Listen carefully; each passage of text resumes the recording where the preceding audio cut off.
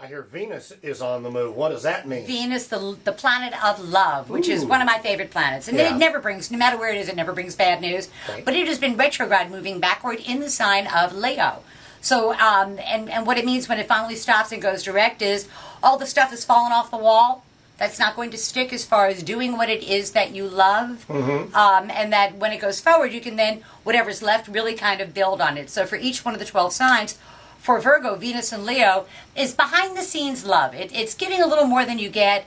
It's keeping a love relationship a secret for a bit because it's not quite ready to be unfolded in front of everybody. And you need to be careful with that and make sure that it's all on the up and up, because I would check IDs and stuff like that if I was No a Ashley Virgo. Madison there. Yeah, that's pretty much done, thank God. God, it was awful.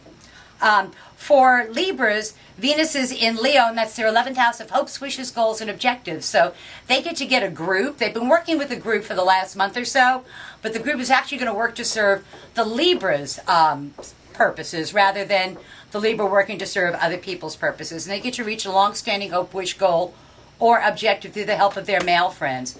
For Scorpio, 10th house of career and public standing. And they've been under the gun for the last 4 weeks or so, trying to do whatever job it is that the boss really wants them to do. And they find out starting today whether or not that has a good result, what the result is. So, and I think that if they're charming, they'll get a better result than if they're not. For Sagittarians, it's with the law. Legal matters, educational matters, important matters at a distance go very, very well for Sagittarians. Again, they too have been working on some sort of contract or negotiation, and that can now come to fulfillment, come to fruition.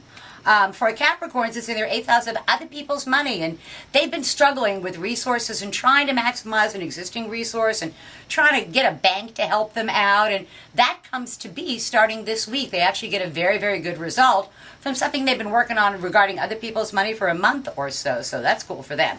For Aquarians, it's in their 7th house of partners, and they've had some tumultuous partnerships over the last 4 weeks or so, not really knowing what their partner wants, and they find out very clearly what their partner wants and what they need to do to the partnership to restore the balance in the partnership and to actually pour oil to smooth over rough waters for Aquarians. For Pisces, it's in their 6th house of work, and somebody finally notices the job they're doing. Pisces tend to toil away and slave very quietly and not attract a lot of attention to themselves and just do their job, and they finally get some recognition for doing that, which is very cool. For Aries, it's in their 5th house of love affairs, children, sports, amusements, pleasures.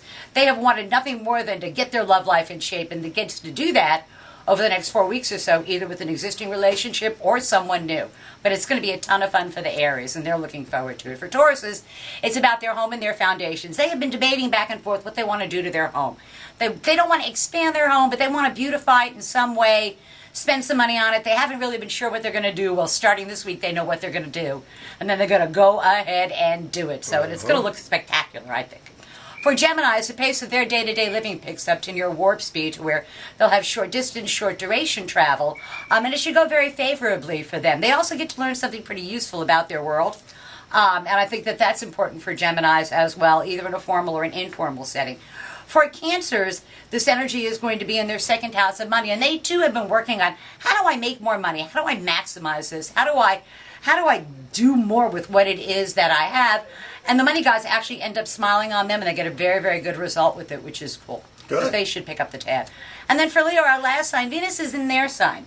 And they have been a little bit behind the power curve a bit, just not having the whole amount of energy that they need. Well, they come back and they are fulfilled, they are bright, they are shiny, and they are ready to roar because the universe is shining on them. It's Leo's time to really, really shine and let everybody know, I told you I could do it. It's kind of the way it is. So I think that's good news for all 12 signs of the zodiac. Sounds like good news to me. Always a pleasure. And we'll see you next week.